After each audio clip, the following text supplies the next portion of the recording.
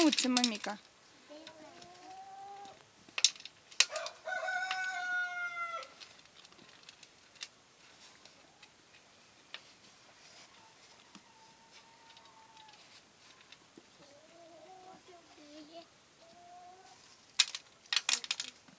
Bravo, mama.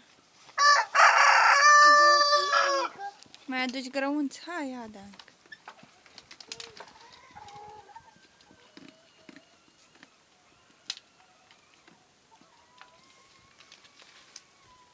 Hai, închide poarta. Lasă mama închide poarta. Hai, vină. Lasă mama închide poarta. Grăunțul a intrat acolo, lasă mama scoate. Haide.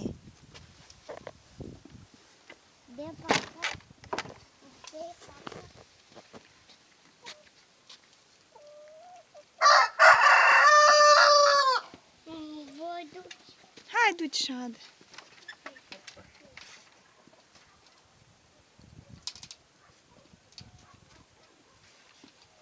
Hai, lasă mama să închide. Hai, lasă așa că nu iese nimeni. Hai, du-și de la capacă, grăunți.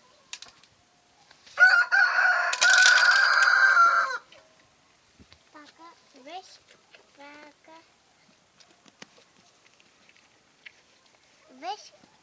Papa, duce. Vezi? Vede, mama.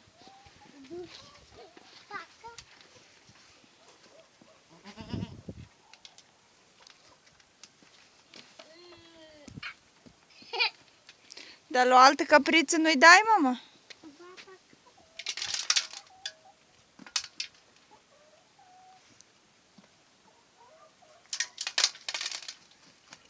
Vezi? Voi duce tine.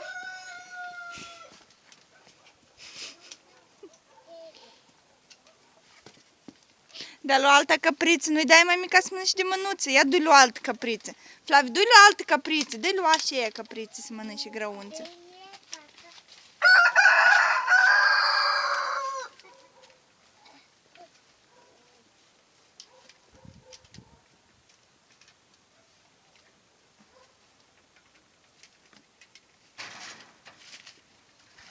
Nu vrei caprița asta? Ei, lasă dacă e nu vrei. Dă-i la alta.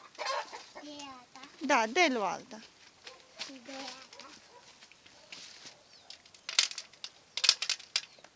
Bravo, mămică. Hai, gata, ajunge, caprița s-a săturat. Bine? Flaviu, hai ultima dată. Ca și o mâță prin teritoriu. Nu cu Flaviu, mânuța adă, mama.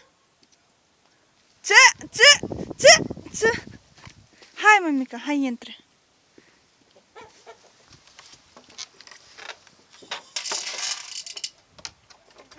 Gata, mama.